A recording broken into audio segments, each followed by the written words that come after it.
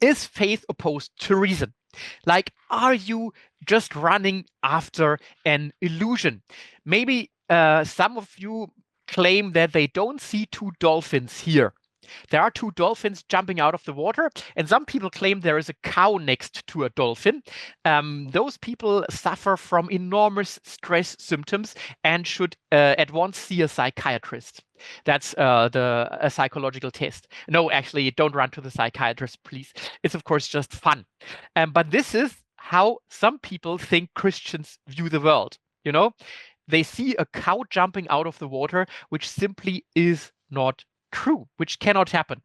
Very famously, Richard Dawkins, one of the most famous atheists, probably, in his book, The God Delusion. He says faith, and he means faith in God, faith is an evil precisely because it requires no justification and brooks no argument. So what I told you in chapter number 2, he says, religious people do not think about logic and about argument. They just run about illusions and emotions. Teaching children that unquestioned faith is a virtue primes them to grow up into potentially lethal weapons for future jihads or crusades, immunized against fear by the promise of a martyr's paradise. And if you view religion like that, of course, it seems to be very dangerous.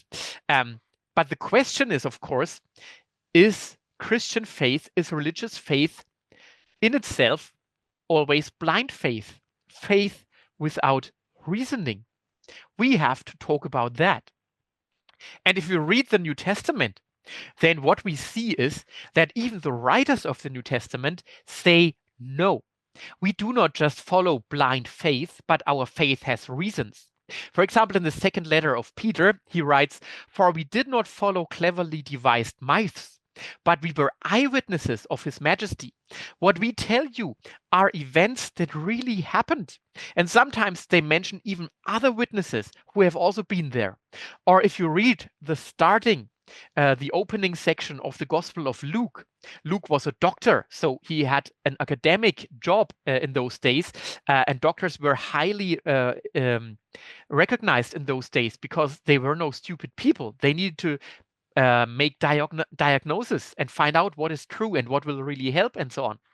And so Luke writes in his first 4 verses, "Many have undertaken to draw up an account of the things that have been fulfilled among us, just as they were handed down to us by those who from the first were eyewitnesses and servants of the word." So he says, there have been others who have already drawn up an account. I also will draw up an account, and you can compare it to those others. You know, I don't say I'm the only one. Compare it to the others. And compare it to those who were eyewitnesses. Obviously, some of them were still alive when Luke was writing. And if we agree with a very liberal dating of the Gospels, which says the Gospel of Luke has been written by the AD 70, then it's only 40 years. Within 40 years, there will still be eyewitnesses who will be alive and can be asked about these things. With this in mind, since I myself have carefully investigated everything from the beginning, I too decided to write an orderly account for you, most excellent Theophilus. So he writes to someone whom he values, whom he likes, whom he wants to educate, so that you may know the certainty of the things you have been taught. So he claims to have carefully investigated. In Greek, it says acribically. Akribos is the word that is there. So with exact empirical methods, he has checked the evidence. That's what's behind these words. So that's the claim of the Gospels. We are not telling you some fairy tales or something. We are telling you what really has happened, where we still see evidence of what has happened and where we still have eyewitnesses whom everyone can ask. So there are reasons why we believe what we believe. That's the basic message of this passage. And then there is, of course, the question, so how can we relate nature and the reality of nature with faith in a God that cannot be captured by empirical methods, by scientific methods? And there are 2 very interesting approaches in the Bible, which you will recognize are closely connected to what we have discussed so far. For example, Romans 1 says, for since the creation of the world, God's invisible qualities, his eternal power and divine nature, have been clearly seen, being understood from what has been made, so that men are without excuse. So it says, if you see nature, for example, a beautiful sunset, or the beauty of an animal designed in a fantastic way, optimized for their way of living, then these things are indicators that it seems there is an intelligent engineer behind that who had a plan that these beings should be there, that mountains should be there, that beautiful sunsets should be there, and so on. So God's eternal power and his divine nature and ingenuity, they can be seen from nature. That is one thing. And Romans says clearly men are without excuse. When we watch nature, when we see nature, it is so evident that there is design behind that. On the other hand, there is also another view in the Bible in Hebrews 11. And there it says, now, faith in God is the assurance of things hoped for, the conviction of things seen. So, not empirically visible and accessible. For by it, the people of old received their commendation. By faith, we understand that the universe was created by the word of God, so that what is seen was not made out of things that are visible. So here it says, actually, when we look at nature, it is not necessarily self-evident for everyone that the world has been made by a God, but we understand that by faith. So how do we actually square these two very different statements? One says, if you look at nature, you know there must be a God. The other one says, if we have faith, then we can easily bring the two things together and we understand that the universe is not self-explaining, but there is a creator. And I would say, I would say to bring these two things together means that, yes, we can find evidence that even make atheists think about design and nature. For example, Francis Crick, whom I quoted earlier, said that actually a biologist must always keep in mind that what they examine has not been designed, but rather evolved. So he says, I admit that it looks as if such a bird's wing, for example, or an eye, it looks as if it had been designed by an ingenious engineer, but we need to keep in mind it hasn't been designed. It is just the product of blind chance and necessity. And here comes into play his worldview. So this evidence of design seems to be obvious even to atheists. On the other hand, to know that there is a loving God who has created creation for us to deal with it, to understand it, and so on, this is something that I cannot immediately understand from looking at nature. That is something that I can only understand if I read in the Bible about who God is and how he designed human beings. So the Bible tells us God's plans and intentions and his role in creating the world. On the other hand, nature gives us some evidence that there is a higher power behind nature, and nature actually calls for a deeper explanation. So I would bring these two passages together. And then it's interesting, what is faith and what is knowledge? Because these are the two poles between the discussion ranges. Melanchthon, one of the reformers, a friend of Martin Luther actually, he defines faith by three elements. He says faith has three elements. First, notitia, which is a Latin word, notitia, which means understanding. I grasp the meaning of something, so I need to understand something. Otherwise, I cannot believe in it, of course. Second, assensus, which is also a matter of belief or faith. And I say yes to the proposition that I have understood. Affirmation, which of course implies that I say I have reasons why I affirm something. Yeah, I affirm what I have understood. Assensus is the second. And the third element of faith is fiducia, which means trust. This is actually the word from which faith in English comes from. And trust means I build my life on it. I live it out. I do not only say intellectually, yes, I believe the world is the way it is, but I say And because I believe this, I live my life according to it. I do not only believe there is a God, but that's why I follow Jesus Christ and change my life in the things where I realize I don't live up to my faith. These are three elements of faith. Now let's look into philosophy of mind and of knowledge. There are three elements to knowledge, interestingly, if you read philosophical books. And science is based on knowledge, of course. And they are called justified true belief. First element is belief. You only can talk about knowledge if you believe something. So I need to believe that a proposition is true. If I don't believe a proposition, then of course I don't know it. Yeah. So belief is the first element. Second, the belief must be grounded in reasons. It must be justified. I can give intersubjective reasons. So I don't only believe because a fairy appeared in my dream and told me this is the way the world is, but I have some reasons which I can communicate to other subjects. For example, this could be a scientific method for justification, or this could be an ancient text which I have found, for example, and which I discuss with someone else. So justification is important, giving reasons. And third, it must be true. It must be corresponding to reality. So it must be testable to some degree. But of course, not everything that is true is testable by any means. But of course, knowledge is only knowledge if it is corresponding to reality. And that makes it very difficult to talk about truth in religion, because in religion, it's hard to verify whether God exists or not.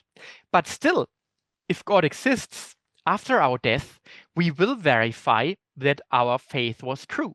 If God does not exist, then we have no chance to verify this claim, because after death, when we are gone and don't exist anymore, we will never know this because we are not existing anymore. So verification is only possible for the existence of God if we live on eternally, as most religions would claim. Okay, so three elements of knowledge, and they have some parallels to the three elements of faith. If you know more about philosophy, you know that these three elements are not enough. There are still very specific possibilities where all these three criteria can be even met, but my source of knowledge is still wrong. And just by accident, by chance, I happen to be justified in my belief, and my belief is true. For example, when I look at a clock that goes wrong, or that it has stopped and does not move, but I don't know that. But I'm justified to believe that it's 2 o'clock now because the clock shows 2, and then by accident it is 2 o'clock. So my belief is true. So all three criteria are correct, but actually my justification is not correct because the clock accidentally shows the right time, but actually it has stopped. That is the so-called get here problem that I mentioned here. But still, this is probably the best explanation of or definition of knowledge that we have so far. And what we see is that actually, if we are honest, even scientifically and mathematically, we can never be sure about our knowledge. In science, we know that because of the falsification criterion of Karl Popper, all our empirical knowledge must always be open for new evidence. And as long as we have not observed all of the universe and all of material reality in the microcosm and in the macrocosm, we can never be sure that we have made all the experiments and tests that we could make. So we must be honest, science can be false. We still don't know whether we have arrived there. But it goes further. Even in mathematics, when we say actual proofs are possible in mathematics, even in mathematics, it has been proven by Kurt Gödel that knowledge always presupposes belief. In any axiomatic system, which is the basis for all mathematics, in any axiomatic system, we can always claim one statement, make one statement that shows that that cannot be proven as correct or cannot be proven as consistent with the other ones. So we need to take assumptions from outside the system in order to be able to prove the consistency of the system. And so no mathematical system is logically complete. That's Gödel's incompleteness theorem. And if already mathematical knowledge is incomplete and we can never be ultimately sure about its correctness, how much more is that valid for every other way of knowledge that we have? So we need to be very cautious. There is no 100% certain knowledge for human beings. On the other hand, all our faiths and beliefs, I would claim, rest on reasons, because no one believes in anything without any reason. Let me show that here with the example of Christian faith and science again, as I'm a scientist. C.S. Lewis says, man became scientific because they expected law in nature, and they expected law in nature because they believed in a legislator. So why did people become scientists? And that can be historically verified, actually, when you read Johannes Kepler, when you read Copernicus, when you read Galileo Galilei. All of them were believing Christians. They had some differences in how to understand the Bible and how to apply Christian faith to science, but none of them would doubt that Jesus Christ is God. And just the opposite, they believed because God is rational, as the Bible presents God, because of that, they expected rational law in nature. And that made them search for laws in nature. So it is a very complex interplay, human reasoning on the one hand, faith in God, then specific revelation by God, which is not obvious in nature and in the world. On the other hand, there is evidence in the world. And all these four elements somehow go together when we want to justify our faith why there is a God, or if someone else says, I don't believe there is God. For example, if you believe there is no God, of course, there cannot be revelation by God. Everything that people claim God has revealed then is just an invention of human beings. But if there is a true God, why should that God not reveal himself? Another interesting example, Alistair McGrath. He was an atheist and became a Christian during his biochemistry studies, and then later also studied theology. Atheism, I began to realize, rested on a less than satisfactory evidential basis. The arguments that had once seemed bold, decisive, and conclusive to him increasingly turned out to be circular. He realized that there were argumentative shortcuts, as I mentioned earlier. They were tentative and uncertain. So, what road to take to check the evidence? If you are an atheist, and many people around us are atheists, then you start from there is no God. So, the first thing I personally would try to show is, do you believe that nature is not self-explaining? And there are scientific reasons for that, as we will see in a minute. The next question is, if nature is not self-explaining, don't you think there could be a personal creator? And I think there are good reasons that there is a personal creator. We will come to that in chapter 4. How can we find out about this creator? The point is, if there is a personal creator, then he created us, obviously, as communicative human beings. So if we are communicative human beings and this creator is a person and can communicate, why should that creator not communicate with us? So we are not left alone on our minds, on our thinking, but we can find out whether there is some way how God has communicated to us. That's the next step in the argument. Sorry, I forgot to click on. And then the question is, of course, how did God communicate? And there, the specific revelation, the special revelation comes into play, not only philosophy and science, but also biblical arguments. And who is Jesus Christ, for example, come into that discussion at that point. So that's basically the step, the route to take, I would say. And that was chapter 3.